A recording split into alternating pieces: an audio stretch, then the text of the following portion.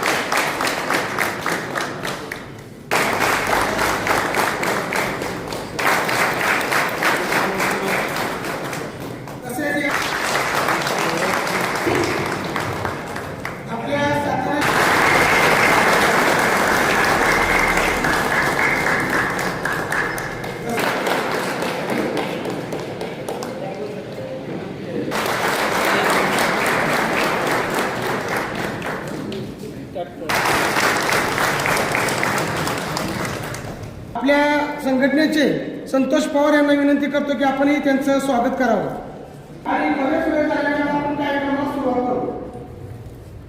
अतिशय सुंदर असं या कार्यक्रमाचं नियोजन करून परत कंटाळी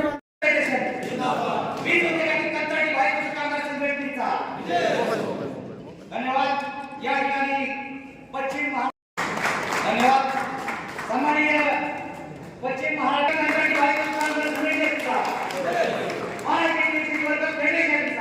सन्माननीय काँग्रेस परिवार रामचंद्र काटकर यांची या ठिकाणी बैठक विभागाच्या अध्यक्षपदी निवड झाले.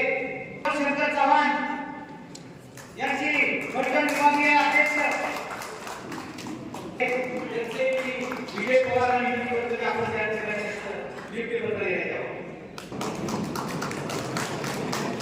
थँक्यू. कारण विभागाध्यक्ष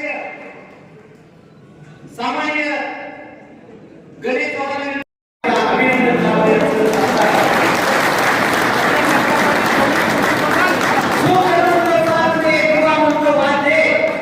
मित्र गणेश चव्हाण बापू, तसेच सतीश टिळेकर, विजय पवार, सतीश जाधव, रसाळ, आपले सर्कलचे सचिव अनिल शिंदे आणि आजच्या कार्यक्रमाला उपस्थित राहिलेले सातारा जिल्ह्यातील नगरमधील, बारामतीमधील जमलेल्या माझ्या सर्व कंत्राटी कर्मचारी बंधूंनो आणि भगिनींनो, आजचा हा कार्यक्रम आपण कशासाठी आयोजित केलाय त्याचं मी विस्तारात लय जाणार नाही, कारण सातारा जिल्ह्यामध्ये केच्या बाबतीत आपण 2 मिटिंगा घेतल्यात आणि संबंधित मिटिंगा घेऊन जी जनजागृती आपल्याला करायची होती त्या आपण जनजागृती केलेली आहे. पण इतर बी कर्मचारी त्या जे काय आपल्या राहिलेले आहेत त्यांच्यासाठीचा पुढा कसा लढा आपल्याला उभा करायचे ते उद्या आपल्याला नेतृत्व सांगेल, त्यांच्या आदेशाने आपण त्या पद्धतीने जाणार आहोत. पण मी 1-2-3 मुद्दे तुमच्याकडे लक्ष वेधणार आहे. लक्षात घ्या की या महाराष्ट्रामध्ये अप्रेंटिस कृती समितीच्या माध्यमातून हा महाराष्ट्रभर लढा पहिला चालू होता. अप्रेंटिस कृती समितीच्या माध्यमातून ज्या वेळेस या राज्य सरकारमध्ये झिरो बजेट होतं, झिरो बजेट असताना आपल्याला काही काम धंदा नव्हता, नोकर भरती नव्हती, नोकर भरती नसताना या लोकांना कामाचे विषय आले आणि त्या संघटनेच्या माध्यमातून या महाराष्ट्रामध्ये संस्था निर्माण झाल्या आणि त्या संस्थेच्या माध्यमातून रोजगार निर्माण झाला. ही पहिली आपण सगळ्या संघटनेचं आपलं पहिलं यश होतं समितीच्या माध्यमातून.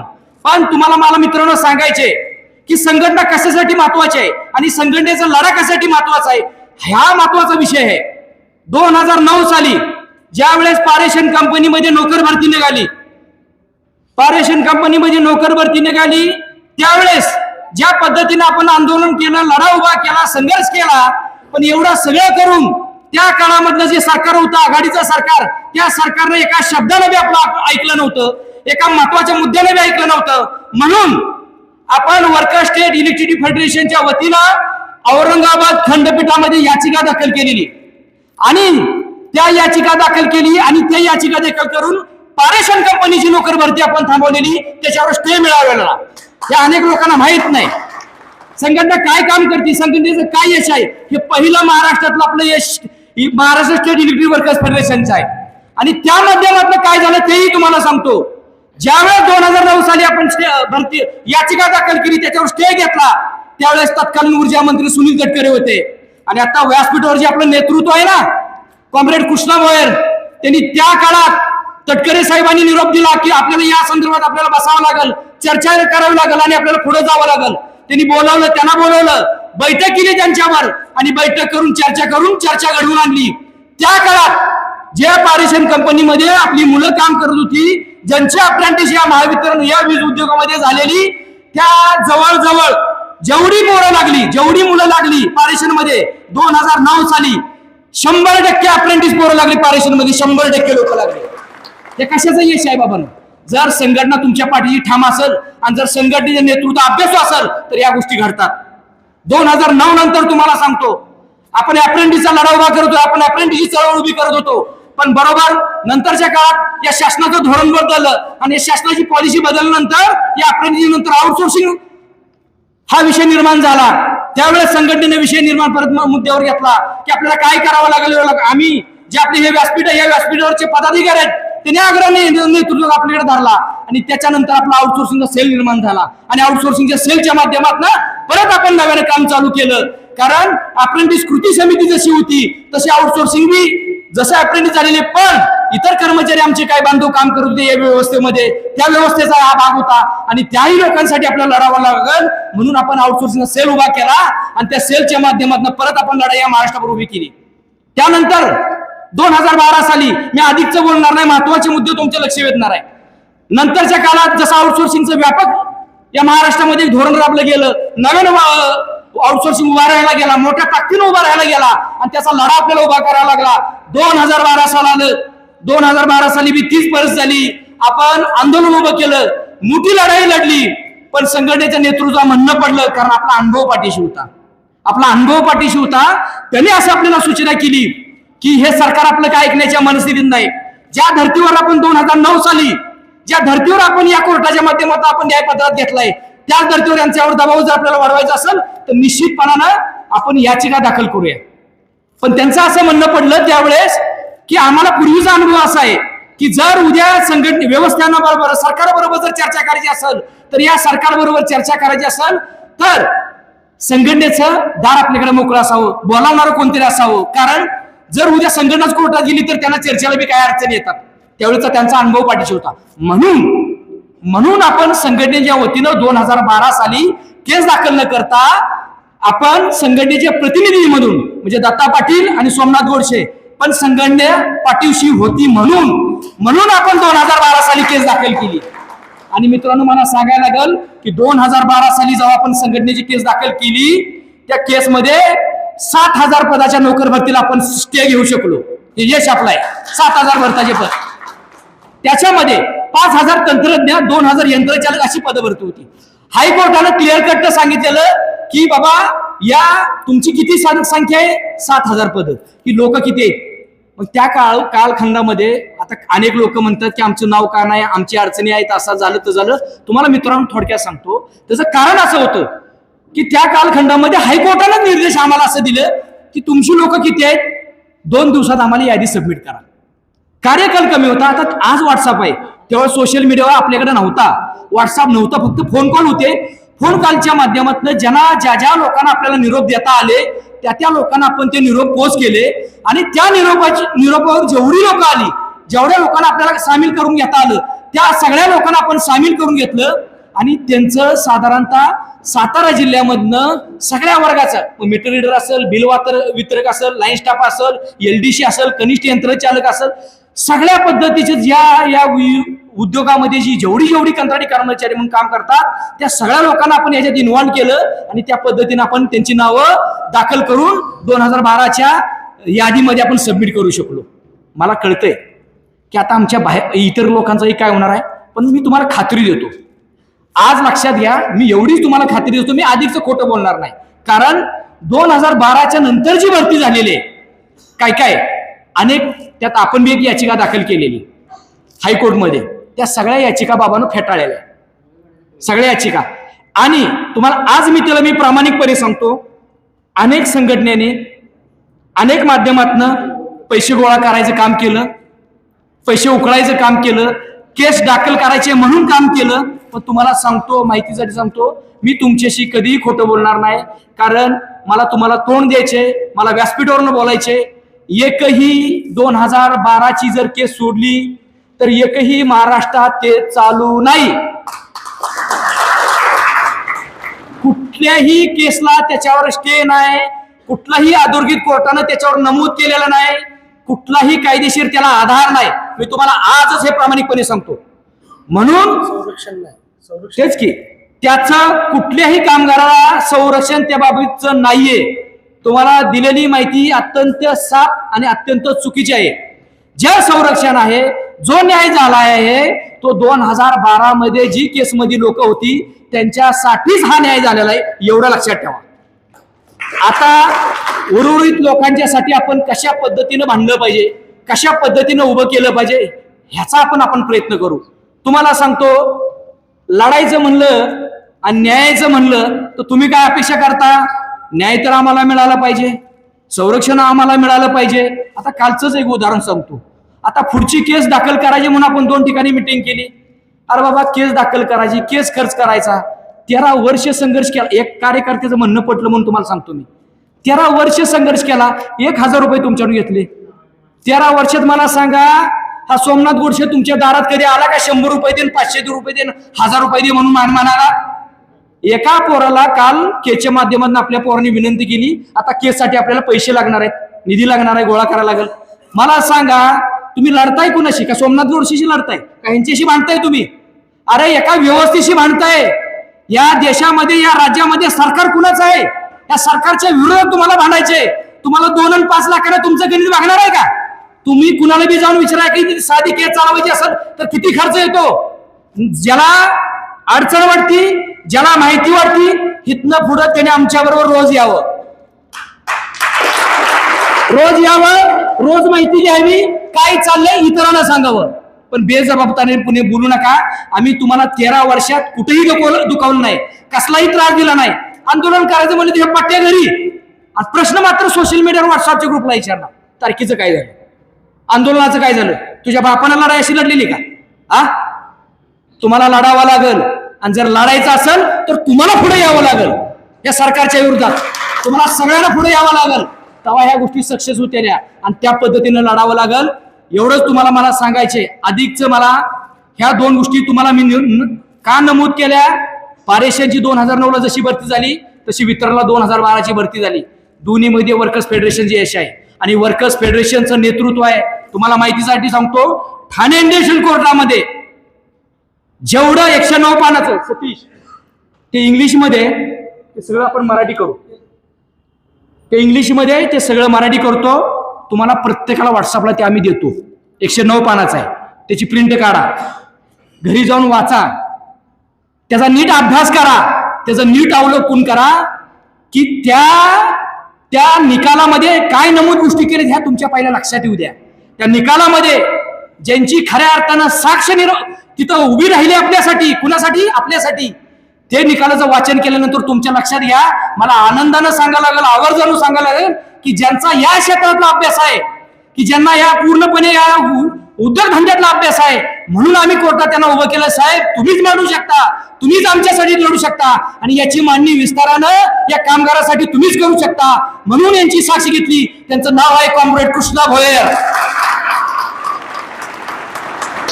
ह्या निकालात नमूद आहे बाबा, निकालात नमूद आहे.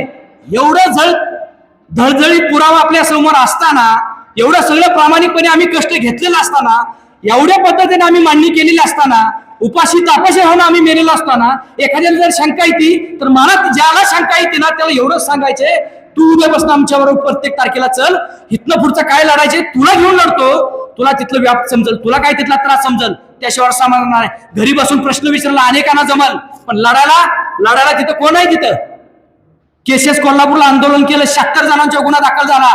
त्या 76चा खर्च हा वीज मंडळ शिकवण संस्थेने केला. 2012 पासून केस चालवली, सगळा खर्च आम्ही संस्थेने केला. 1 रुपया तुम्हाला मागितला नाही. की ज्यांच्या माध्यमातून आम्ही उभं राहिलो, ज्यांच्या सहकार्याने आम्ही उभं राहिलो, त्यांच्यासाठी आपल्याला हे काम करायची याची जाणीव आमच्या मनात होती, म्हणून आम्ही ह्या गोष्टी करू शकलो आणि म्हणून त्या पद्धतीने उद्याचा लढा देखील आपल्याला उभा करायचे.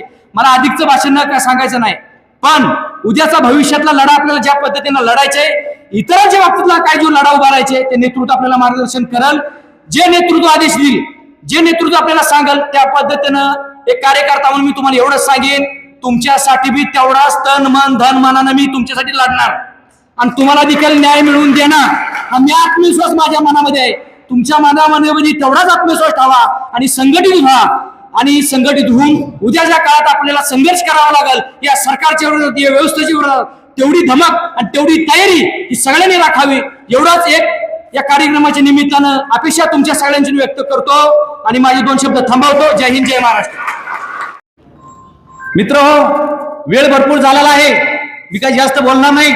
पिटिशन संदर्भात सोमनाथ गोडसेंना इतरांनी सांगितलंय, पण या आशिया खंडामध्ये औद्योगिक क्रांतीची लाट आली आणि त्यावेळेस त्या क्रांतीमधून या वीज ज्या क्षेत्रातली कामगार आहे, कामगार संघटना जागृत झाल्या आणि त्यात भारतही सुटला नाही. बांगलादेशमध्ये क्रांतीची ठिणगी पडाली आणि त्या ठिकाणी खऱ्या अर्थाने कामगार चळवळीला न्याय मिळवत गेला. महाराष्ट्राची स्थापना 1960 साली झाली. 1962 साली विद्युत मंडळाची स्थापना झाली आणि या स्थापनेपासून आपली trade union Maharashtra state electricity workers federation आयटेकच्या नेतृत्वाखाली काम करते. आयटेकचं 154 देशामध्ये काम चालतंय. कामगार कर्मचाऱ्यासाठी, अधिकारी अभियंत्यासाठी ही संघटना भांडत आहे. Maharashtra state electricity workers federation Maharashtra राज्यापुरतं बोलायचं झालंच तर मयत कर्मचाऱ्या वारसांना नोकरी देण्याचं काम महाराष्ट्र स्टेट इलेक्ट्रिसिटी वर्कर्स फेडरेशनने केलेलं आहे, हे कोणी नाकारू शकत नाही. त्याचबरोबर ज्या रोजंदारी कामगार होते त्या कामगाराला कायम करण्याचं काम महाराष्ट्र स्टेट इलेक्ट्रिसिटी वर्कर्स फेडरेशनने केलेलं आहे, त्या काळच्या नेतृत्वाने केलेलं आहे, हे कोणी नाकारू शकत नाही. या उद्योगामध्ये पूर्वीच्या विद्युत मंडळामध्ये अप्रेंटिस, शिकाऊ तारतंत्री, शिकाऊ लाईनमन, शिकाऊ इलेक्ट्रिशियन, शिकाऊ क्लेरिकल मधले शिकाऊ अभियंता घेत होते. 1 वर्ष 2 वर्ष प्रशिक्षण घ्यायचं आणि प्रशिक्षण झाल्यानंतर त्यांना काढून टाकायचं. याची संघटना महाराष्ट्र स्टेट इलेक्ट्रिसिटी वर्कर्स फेडरेशनच्या नेतृत्वाने बांधली आणि महाराष्ट्रात अप्रेंटिसांना न्याय मिळवून दिला, त्यापैकी मी एक आहे. मित्रांनो, ज्यावेळेस अप्रेंटिसची चळवळ बांधली, गुरुपाद गोळ असेल, गणेश चव्हाण असतील, सगळं नेतृत्व मुंबई विधानसभेवर, नागपूरवर अनिल खडके, कोल्हापूरवरनं अप्रेंटिसांना घेऊन यायचा. सांगलीचे असतील, दत्ता पाटील असतील, महाराष्ट्रातून सगळा कोल्हापूर नागपूर विधानसभे मोर्चे काढायचे. विदाउट तिकीटनं आम्ही नेत होतो. त्यावेळेस आम्हाला जागा जनरलच्या डब्यातनं जागा बसावं, काय काय संडासात बसून आपण गेलेलो आहे. आणि त्यावेळेस महाराष्ट्रात 1980 सालापासून 90 सालापासून झिरो बजेटच्या नावाखाली त्यावेळेचे महाराष्ट्राचे मुख्यमंत्री आदरणीय शरदचंद्रजी पवार साहेब होते. ऊर्जा मंत्री सन्माननीय दिलीप वळसे पद्मश्री पाटील साहेब होते. राज्य ऊर्जा मंत्री अजित दादा. या ठिकाणी महाराष्ट्र स्टेट इलेक्ट्रिसिटी वर्कर्स फेडरेशनच्या वतीने 17 डिसेंबर 1991 साली नागपूर विधानसभेवर रक्तरंजित क्रांती झाली आणि त्या ठिकाणी महाराष्ट्र स्टेट इलेक्ट्रिसिटी वर्कर्स फेडरेशनच्या माध्यमातून या आउटसोर्स अप्रेंटिसांना न्याय मिळवून द्यायचं काम केलं कोणी असेल तर वर्कर्स फेडरेशनच्या नेतृत्वाने केलेलं आहे, हे नाकारू शकत नाही. आज या वर्कर्स फेडरेशनच्या माध्यमातून ज्यावेळेस 2005 साली कंपनीचं विभाजन झालं, विभाजनाला वर्कर्स फेडरेशनचा पूर्णतः विरोध होता आणि त्यावेळेस पगारवाढ केली झाली. त्या पगारवाढीवर सही सुद्धा वर्कर्स फेडरेशनच्या नेतृत्वाने कॉम्रेड मोहन शर्मा साहेब असतील, जोतराव साहेब असतील, भोईर साहेब असतील, शेण बापू असतील किंवा इतर कुणीही सही केलेलं नाही. ही वर्कर्स फेडरेशनचे नेतृत्व लाल रक्ताचे, लाल बावट्याचे स्वाभिमानाने आहे, स्वाभिमान पुढे विकलेला नाही या नेतृत्वाने, हे लक्षात राहू द्या. ज्यावेळी पगारवाढ झाली इतर संघटनेचे पळत जाऊन पुढं फोटो काढायसाठी गेले, पण ह्या नेतृत्वाने केलं नाही. कामगारासाठी झटते ते, या कामगारासाठी शेवटपर्यंत झटणारे हे नेतृत्व आहे आपले. आणि म्हणून 2005 साली ज्यावेळेस दिलीप वळसे पाटील साहेब होते त्यावेळेस त्यांना सांगितलं, या नेतृत्वानं सांगितलं, आम्ही सांगितलं की बाबानो या लोकांना, मंत्री महोदयांना सांगितलं, मोहन शर्मा साहेब, जोतराव साहेब असतील, आपले भोयर साहेबांनी नेतृत्वानं फेडरेशनच्या, की या लोकांना तुम्ही 5,000 10,000 वर पगार द्या, रोजंदारी घ्या. जसा जशा या विद्युत मंडळामध्ये कंपनीतल्या जागा रिकामा होत्याल त्या पद्धतीनं काय करा, त्या जागा भरा ह्या लोकांच्यातून, कारण ह्यांना अनुभव आहे. तेव्हा त्यानं सांगितलं नाही की आम्ही तुम्हाला या ठिकाणी स्वयंरोजगार संस्था काढा, त्या संस्थेच्या माध्यमातून तुम्हाला काम दिलं जाईल, कारण त्यांना माहित होतं हे कोर्टात जातील जर कंपनीकडून घेतलं तर. आणि म्हणून 42 संस्था या राज्यामध्ये झाल्या वर्कर्स फेडरेशनच्या नेतृत्वाखाली, आणि त्यापैकी सातारा जिल्ह्यातली वीज मंडळ शिपाई उमेदवार संस्था, या संस्थेची स्थापना मी स्वतः केलेले. संजय निकम असतील, गणेश चव्हाण असेल, अनेक बहुसंख्य लोक वर्कर्स फेडरेशनने लढा दिला, अप्रेंटिसनं लढा दिला, आउटसोर्सिंगला लढा दिला, भरती निघाली, त्यातनं काही लागली. परंतु अजून ही आपली जी मंडळी लागलेली आहेत त्यासाठी हा लढा कायमचं चालूच ठेवायचा आहे. जोपर्यंत या विद्युत मंडळातला शेवटचा अप्रेंटिस असेल, शेवटचा आउटसोर्सिंग असेल लागत नाही, तोपर्यंत ही वर्कर्स फेडरेशन लढा चालू ठेवणार आहे. आजचा मेळा होईल हे अपेक्षित होतं, पण इतका चांगला मेळावा, म्हणजे इतक्या चांगल्या संख्येनं सगळं एकत्र केलं आपण, आणि इतका चांगला मेळावा होईल इतकं तर आमच्याकडे अपेक्षित नव्हतं. म्हणजे आजच्या अपेक्षेपेक्षा चांगली संख्या आज या ठिकाणी मेळाव्यात उपस्थित झालेली आहे. त्याचं कारण काय आहे, विषय काय आहेत, फार काही वेगळे विषय आपले असे नाहीत, पण दररोजचा विषय आपल्या रोजचा स्वतःचा विषय होता नोकरीचा. आपल्या ह्या नोकरीच्या विषयाच्या अनुषंगानं आपण घेतला हा मेळावा आपला आहे. आपल्या सर्वांनीच किंवा बहुतांश लोकांनी, काय थोडेफार लोक सोडले तर बहुतांश लोकांनी पूर्वीच्या वीज मंडळात असू दे किंवा नंतर कंपन्यामध्ये असू दे आपण अप्रेंटिसशिप केलेली आहे. आणि आपण जर नेतृत्व बघितलं तर सारासा असा विचार होता आपला की अप्रेंटिसशिप झाल्यानंतर काय तर वीज मंडळात नोकरी मिळणार आहे आपल्याला. परंतु काही दिवसांचा अशी परिस्थिती निर्माण झाली, झिरो बजेट आलं, राजकीय परिस्थिती बदलत गेली, त्यांची देशधोरण बदलत गेली, आणि मग नोकरी द्यायची नाही अशा भूमिकेवरती राज्य सरकार आलं. आता या सरकारचा भाग म्हणून आपली कंपनी किंवा आपलं मंडळ जेव्हा काम करत असतं, अशा वेळेला आपल्या सर्व नेत्यांनी, शर्मासाहेब असतील, भोयरसाहेब असतील, या सर्व नेत्यांनी त्यावेळेला ऊर्जा मंत्र्याची गाठ घेतली, चर्चा केली. ह्यात मला मार्ग काय काढता आला पाहिजे. त्यांनी सांगितलं तुम्ही संस्था स्थापन करा, संस्थे माध्यमातून काम घ्या, याच मुलाला काम देऊया आपण, आणि नोकरी सुरूच्या मधल्या काळामध्ये ह्या लोकांच्या हातात काम दिलं पाहिजे, हिच्यावर व्यवस्था करूया. अशा माध्यमातून आपण संस्था स्थापन केल्या. सातारा आहे, सांगली आहे, असं महाराष्ट्रामध्ये असं काही उदाहरण आहेत. फक्त वर्कर्स फेडरेशनच्या आधिपत्याखाली या संस्था स्थापन झालेल्या होत्या, आणि आपण सगळं काम देत होतो.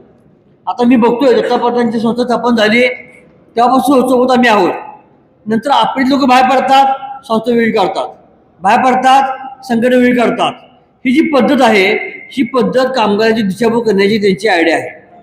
परंतु सुरुवातीपासून आजपर्यंत आणि भविष्यात सुद्धा आपल्या कामगारांना न्याय द्यायच्या हेतून काढलेली संस्था आपली होती. आपल्या संस्थेला त्या ठिकाणी सिक्युरिटी डिपॉझिट भरावं लागत नव्हतं, ही आपली लोकप्रतिनिधीची गॅरंटी होती. आपल्या गॅरंटीवरती महावितरण कंपनी आपल्या संस्थेला किंबहुना संस्थेबाबत तुम्हाला काम देत होतं.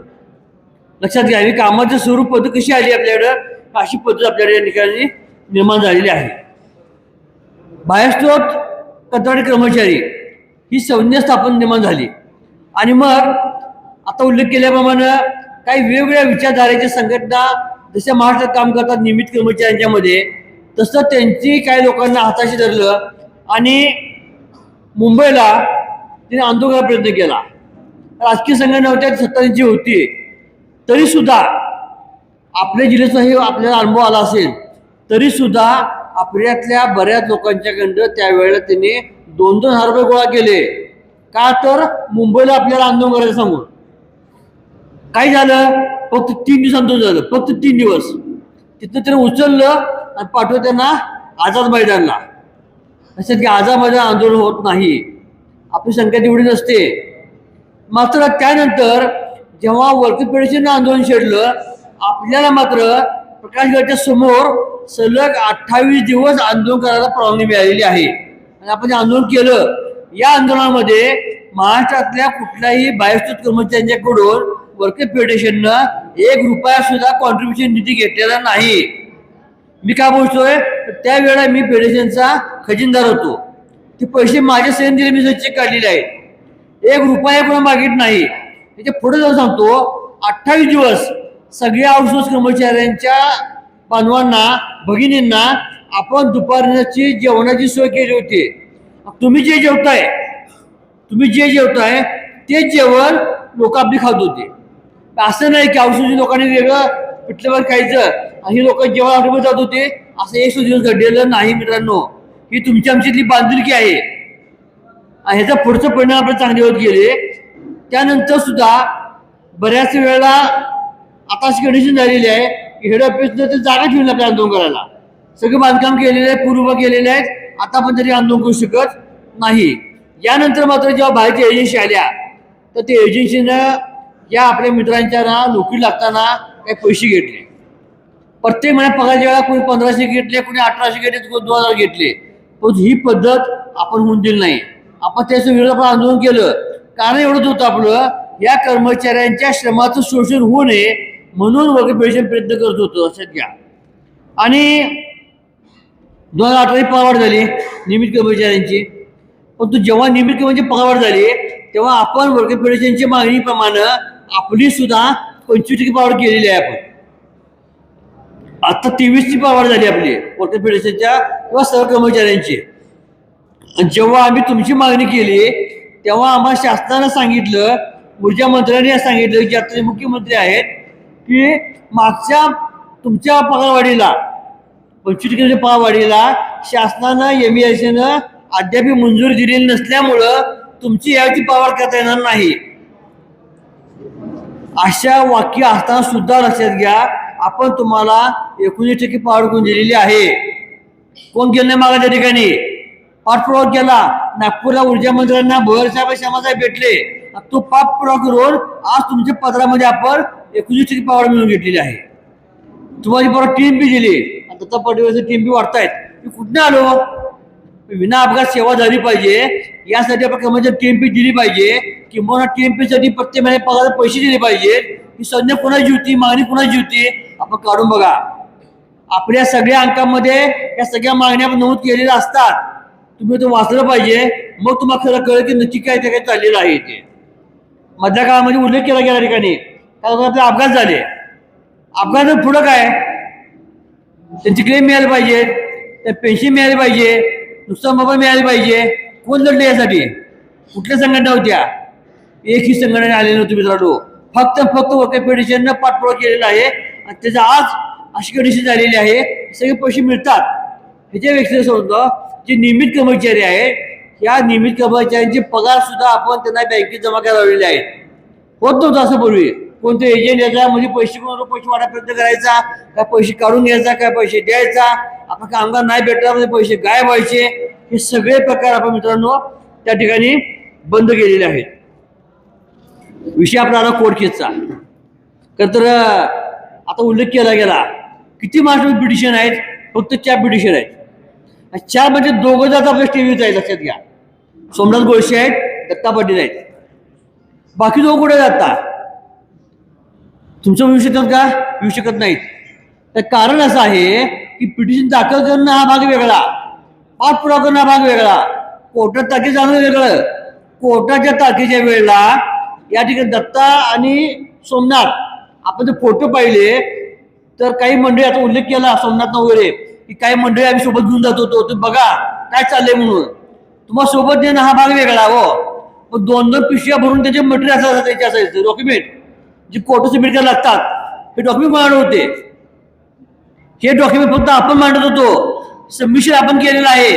आणि वर्कर फेडरेशनचे सरचिटणीस भोयर साहेब यांनी कोर्टामध्ये तुमच्या सगळ्याच्या वतीनं बाजू मांडण्यासाठी वकिलाच्या सोबत साक्षी दिलेल्या आहेत.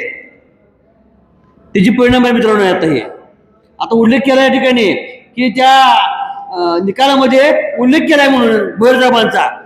यांचा उल्लेख करायला ते कोर्ट काय आमचं मेंबर आहे का, सभासद आहे का आमचं? त्यांच्या डॉक्युमेंट आहेत, त्यांच्याकडे ह्याचं लिखापट झालेली आहे, हे कुणी साक्ष दिलेली आहे, कुणी बाजू मांडलेली आहे, तर भोळेसाहेब बाजू मांडलेली आहे. आज दुर्दैवाने आपल्यासोबत किल्ल्याचा वकील नाही आहे. माझं असं मला दुःख वाटतंय. खरं तर ते वकील असते ना तर आपण सगळ्या वतीनं आमची चांगली मांडणी त्याने केली असते. सगळ्यात जास्त ते बोलले असते की या कोर्ट केसमध्ये ह्याने किती श्रम घेतले आहेत म्हणून. आज बाकी लोक बरे भेटतात. आता आमच्याकडे सांगितलं बरोबर बोर्ड लावले, मोठमोठे निकाल लागला, आम्ही काय काय केलं. पण ते निकालामध्ये जे बोर्ड म्हणजे फोटो आहेत, ते फोटो कुठले आहेत? फोटो कार्यक्रमातले लोक जे आहेत, एक फोटो कोर्टाचा नाहीये, एक फोटोचं आंदोलन नाहीये, एक फोटो सबमिशनच्या वेळेचा नाहीये, त्याचे मटेरियल नाहीये. आणि मग दत्ता पाटील मला विचारलं आपण फोटो लावूया का, आपण बॅनर लावूया का? काही आवश्यकता नाही म्हणजे बॅनर लावूया. आपल्याला आपलं काम बोलतोय, आपलं काम पत्र बनवून गेलेलं आहे, त्यामुळे आपल्याला ही आवश्यकता नाही. मित्रांनो, आता समाजांचं भाषण होतं आपल्याला, आपण करू शकलो, लढले ते. आज या कार्यक्रमात समाज येणार होते, परंतु अचानक केंद्रीय ऊर्जा मंत्र्यांना त्यांना उद्याच्याला चर्चेसाठी दिल्लीला बोलवले. त्यामुळे त्यांनी आज येऊ शकले नाहीत. पण त्यांच्या शुभेच्छा, परंतु त्यांच्या शुभेच्छा आपल्या पाठीशी नेहमी आपल्या सोबत आलेल्या आहेत. मित्रांनो, निकाल काय आपला 2012 पासून आपल्याला नियमित कर्मचारी समजून पगार द्यायचा आहे, त्याचा फरक काढायचा आहे. लोकांना बरं वाटलं. पुढचं वाक्य काय, यानंतर 5% तुम्हाला नागापाटी व्याज द्यायचं तुम्हाला. लक्षात घ्या, हा फरक काढत काम करणार कोण आहे? तुम्ही काम करणार आहे. फरक काढत काम करणार आहे जे महावितरणचे पारिश्रमिक कर्मचारी असतील, नियमित कर्मचारी, याच्यामधले ऑडिटमधले ह्या लोकांचे काम करायचं आहे. आणि त्यांच्याकडून ते काम करून घ्यायची जबाबदारी आमच्या लोकांची आहे.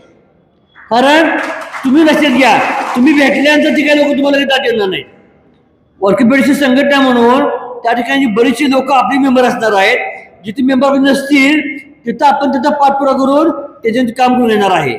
म्हणून आमचं मत असं असतं की वर्कर फेडरेशननं स्थापनेपासून आतापर्यंत आउटसोर्सिंग वेगळा, आम्ही वेगळा आहे कधी भूमिका घेतलेली नाही, घेणार पण नाही. पण भूमिका कधी का शेवटच्या माणसापर्यंत नानासाहेब उल्लेख केला, शेवटच्या माणसाला न्याय मिळेपर्यंत वर्कर फेडरेशनची लढाई आपली चालू असणार आहे. कंत्राटी कामगार बंधू भगिनीनो, या व्यासपीठावर उपस्थित माझे ज्येष्ठ सहकारी, संघटनेचे additional general secretary comrade Maheshji जोतराव, माझे अप्रेंटिस चळवळीपासूनचे सहकारी, संयुक्त सचिव कॉम्रेड नाना सोनवलकर, दत्ता पाटील, सोमनाथ गोडसे, गणेश चव्हाण, सतीश टिळेकर, आणि जे सारखे वकिलाकडे येत होते माझ्याबरोबर ते विजय पवार, निलेश रसाळ. आपल्यात आज व्यक्ती नाही आहे, त्याचं नाव मी घेतो, तो सतीश कैलासवासी सतीश परतळे, किरण कांबळे, सतीश जाधव आणि अनेक त्यांच्याबरोबर सहकारी. 12 वर्ष 8 महिने हायकोर्ट आणि ठाणे इंडस्ट्रियल कोर्टामध्ये आपल्याबरोबर सहकारी म्हणून काम करत होते. मित्रांनो, 2010ला जी काही भरती निघाली आणि त्या भरतीमध्ये तिन्ही वीज कंपन्यामधले शिकाऊ उमेदवार जे होते, या शिकाऊ उमेदवाराला त्या भरतीमध्ये वयाच्या बंधनामध्ये सूट देऊन प्राधान्य दिलं पाहिजे, ही मागणी आपण तत्कालीन ऊर्जा मंत्री अजितदादा पवार यांच्याकडे केली. आणि त्या मागणीच्या अनुषंगाने महावितरण कंपनीचं प्रकाशगड कार्यालयामध्ये तत्कालीन अध्यक्ष व्यवस्थापकीय संचालक अजय मेहता यांच्याकडे मीटिंग झाली आणि आपण सांगितलं की ह्या 7,000 काही जागा काढलेल्या आहेत, कनिष्ठ तंत्रज्ञ आणि यंत्रचालक या जागेवरती 10-12 वर्षापासून भरती बंद आहे आणि म्हणून या जागेवरती जे अप्रेंटिस झालेले किंवा करत असलेले उमेदवार काम करतायत, यांना तुम्ही प्राधान्य दिलं पाहिजे, ही भूमिका आपण त्यांच्यापुढं मांडली. अजितदादा सहमत होते. पण अजय मेहता साहेबांचं म्हणणं होतं की लाईनमन 40 वर्षाचा झाल्यानंतर पोलवर चढू शकत नाही आणि तुम्ही जे आता वयामध्ये सूट मागता 33 वर्ष 38 वर्ष, तर हे लोक जास्त दिवस पोलवर चढण्याचं काम करू शकणार नाही आणि म्हणून 27चं वय 33 करायला काही ते तयार नव्हते आणि इथे वादाची ठिणगी पडली.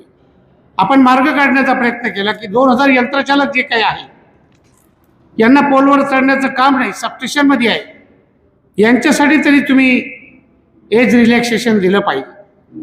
दुसरं जे काही जातीय आरक्षण आहे, SC ST NT अबकडं SBC OBC या जातीय आरक्षणामधल्या लोकांना 38 वर्षापर्यंत सूट आहे आणि 2 वर्ष अप्रेंटिसचे 40 वर्षापर्यंत सूट आहे.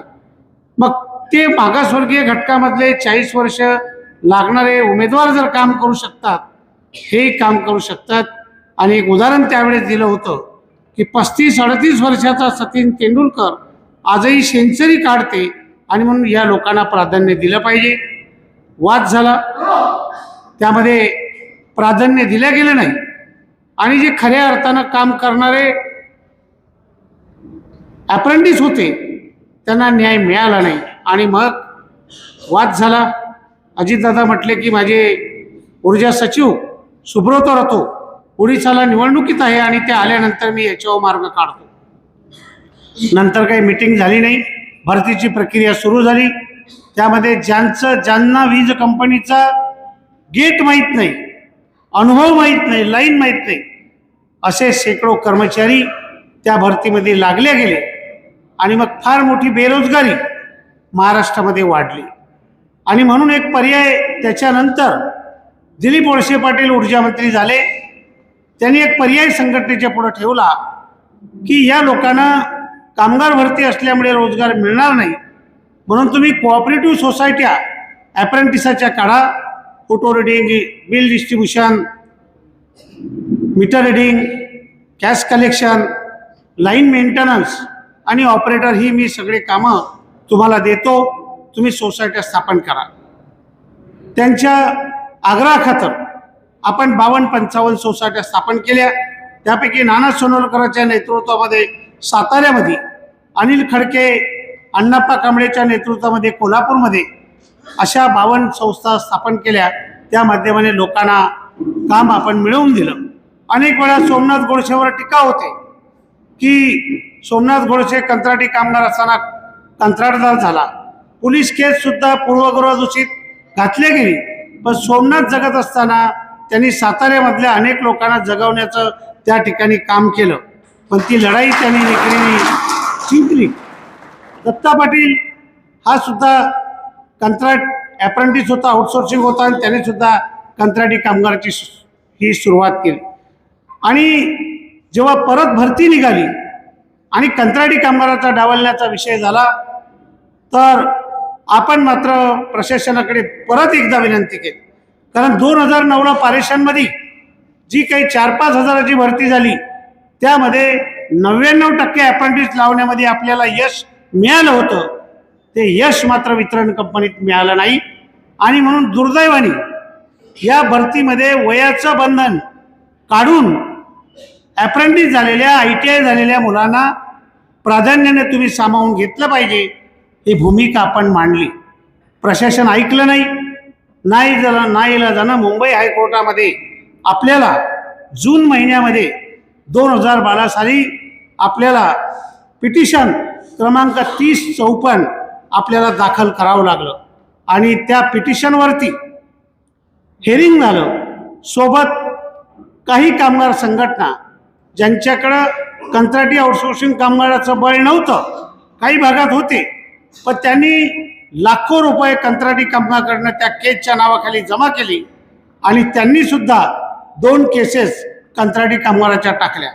आपल्या कंत्राटी कामगाराच्या केसमध्ये जी प्रेयर होती आणि त्यांच्या कंत्राटी कामगाराच्या केसमध्ये खूप प्रेयर वेगळी होती. पण हायकोर्टामध्ये, मुंबई हायकोर्टामध्ये सुनावणी झाल्यानंतर ते त्यांच्या असं लक्षात आलं की हे कंत्राटी कामगार आहेत आणि हे परमनंट कामगार नाही आहेत आणि म्हणून कंत्राटी कामगाराचं किंवा परमनंट कामगाराचं प्राथमिक ज्युरिडिक्शन हे इंडस्ट्रीयल कोर्ट असते, डिस्ट्रिक्ट कोर्ट असते, आणि म्हणून डिस्ट्रिक्ट कोर्टामध्ये तुम्ही याच्यात भांडायला पाहिजे असं म्हणणं होतं. वकिलांनी युक्तिवाद केला की या केसमध्ये असलेले लोक हे महाराष्ट्रातले आहे आणि मग वेगवेगळे कोर्टमध्ये कसे भांडणार. मग त्याच्यात एक मधला पर्याय काढला मुंबई हायकोर्टानं आणि ठाणे इंडस्ट्रीयल कोर्टाच्या सिंगल बेंचकडे सुनावणी करता ही केस ऑगस्टमध्ये वर्ग केली. आज जून 2012 पासून जवळजवळ जुलै 2025 पर्यंत अनेक हिअरिंग ठाणे औद्योगिक न्यायालयात झाल्या.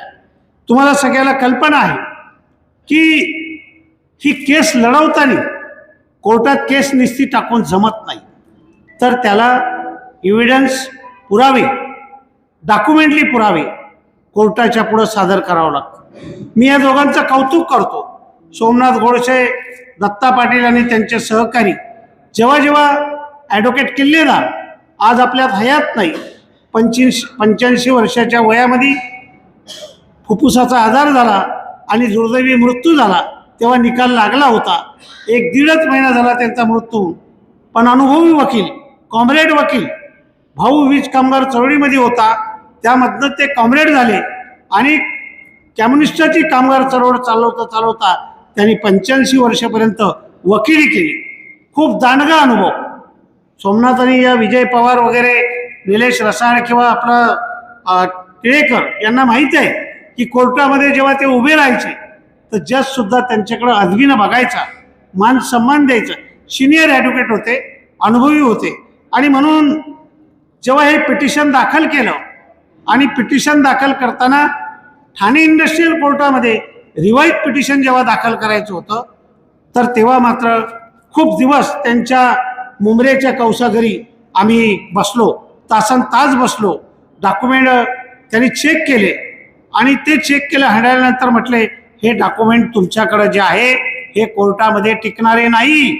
सोमनाथ गोडसे, दत्ता पाटील, तुम्हाला असे डॉक्युमेंट गोळा करावं लागेल की तुम्ही फक्त कंत्राटदाराचे पगार घेण्यापुरते कर्मचारी आहात, बाकी तुम्ही जे काही काम करता हे महावितरण कंपनीच्या प्रशासनाच्या माध्यमातून करता आणि म्हणून तुमची नेमणूक कंत्राटदारानं केलेली नाही, प्रशासनानं केली. दुसरी गोष्ट, तुमचं अटेंडन्स प्रशासन देते, तुमचं काम जे कोणी करते हे काम तुम्ही प्रशासनाच्या आदेशानुसार करता. चांगली वसुली केली म्हणून प्रशस्तीपत्र तुम्हाला प्रशासन देते आणि तुमच्या डिस्कनेक्शनची ऑर्डर, कामाची ऑर्डर हे प्रशासन काढते. तुमचं रजिस्टर, तुमचं अटेंडन्स, त्याच्यावर केलेल्या सह्या, सगळे एव्हिडन्स तुम्ही मला आणून द्या हे सांगितलं. दुसरं त्यांनी हे सांगितलं की महाराष्ट्रामध्ये 33 संघटना वीज कामगाराच्या आहे. यामध्ये वकिलांनी अशी सल्ला दिली की हे कंत्राटी कामगार आहेत, यांनी पिटिशन टाकलेली आहे, पण वर्कर्स फेडरेशन वीज कंपन्यामधली सर्वात मोठी, पहिली व बलाढ्य संघटना आहे, तुम्ही याच्यात भागीदारी व्हा. आणि मग कॉम्रेड मोहन शर्माजी आमच्याबरोबर चर्चा केली आणि म्हटलं की फेडरेशननं याच्यात भागीदारी केली पाहिजे. आणि मग फेडरेशननी भागीदारी, मी स्वतः त्या ठिकाणी वर्कर्स फेडरेशन जनरल सेक्रेटरी म्हणून ॲफिडेविट केलं आणि ते ॲफिडेविट शपथपत्र सादर करून आपल्याला पार्टी करावं अशी कोर्टाकडे मागणी केली. मात्र याला आपल्या विरोधातल्या 2 संघटना, इंटक आणि BMS यांच्या वकिलांनी मात्र विरोध केला. यांना तुम्ही पार्टी करू नका.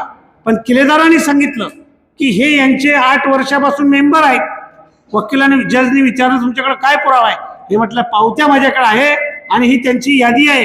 हे रितसर संघटना रजिस्टर आहे फेडरेशन आणि जुनी संघटना आहे आणि म्हणून या संघटनेच्या सभासदाच्या वतीने यांना तो युक्तिवाद करण्याचा अधिकार आहे. आणि सन्माननीय न्यायाधीशांनी त्या कोर्टामध्ये आपला जो ॲप्लिकेशन आहे हे ग्रँट केलं आणि मग त्याच्यावरती हिअरिंग झाली. अनेक तारखा लागायच्या, वेळेवर कॅन्सल व्हायच्या. मी पण ऑन ड्युटी होतो, मलाही ॲडजस्ट करून अनेक वेळा वकिलाकडे जायचं, अनेक वेळा कोर्टामध्ये हजर राहायचं, कारण प्रत्येक वेळेस हे येऊ शकत नव्हते, कारण वेळेवर तारीख पडायची. ती आपला जर नंबर असायचा तोपर्यंत हिअरिंगला यायचं नाही. पण जवळजवळ 12 वर्ष, म्हणजे राम जसा सीता लक्ष्मण वनवासात गेले असं 12 वर्ष 8 महिने तुम्ही वनवास सोसला, म्हणजे 1 वर्ष जर झालं असतं तर तुम्ही अज्ञातवास सोसला असं म्हटलं असतं. तर एवढी प्रदीर्घ न्यायालयीन लढाई ही आपण लढली. मी असं म्हणत नाही आपल्याबरोबर इतर संघटना आहे, पण किल्लेदारांनी जो युक्तिवाद केला आणि 110 पानाच्या जजमेंटमध्ये मी पूर्ण पान न पान वाचलं. कंपनीच्या वकिलांनी मांडलेले अनेक न्यायालयीन दाखले, न्यायालयीन निवाडे कोर्टाने नाकारले. मात्र किल्लेदारांनी जे दाखले न्यायालयीन निवाडे मांडले त्या निवाड्याला त्याने ॲक्सेप्ट केलं, त्यांनी त्याला मंजुरी दिली आणि म्हणून ते मंजुरी देताना त्यांनी ते ग्राह्य धरलं. शेवटला जजमेंट तुमच्यासाठी अत्यंत महत्त्वपूर्ण आहे, ते म्हणजे कॉम्रेड मिलिंद रानडे यांनी मुंबई महानगरपालिकेमधील सफाई कामगार जे आहे, म्हणजे डोक्यावरची कचरा उचलणारे, घाण उचलणारे या कंत्राटी कामगारांना कायम करण्याचा निकाल जो इंडस्ट्रियल कोर्टाने दिला होता, मुंबई महानगरपालिकेनं मान्य केला नाही. मुंबई हायकोर्टाने दिला होता, मुंबई महानगरपालिकेने मान्य केला नाही. आणि मुंबई महानगरपालिका सुप्रीम कोर्टात गेली आणि सुप्रीम कोर्टामध्ये कॉम्रेड मिलिंद रानडे आणि इंडस्ट्रियल कोर्टामध्ये कॉम्रेड KY किल्लेदार यांनी जी केस लढवली होती, ती केस लाल निशाण पक्षाचे आपण दत्ता देशमुखांचा फोटो बघतो, यांच्या वतीनं मिलिंद रानडे यांनी ती केस सुप्रीम कोर्टामध्ये लढवली. आणि सुप्रीम कोर्टामध्ये वकील कोण होते?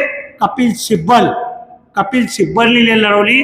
आणि मुंबई महानगरपालिकेमधले सगळे कचरा वाहतूक संघाच्या संघटनेचे कामगार कायम करण्यात आले. ऐतिहासिक निकाल तो लागला.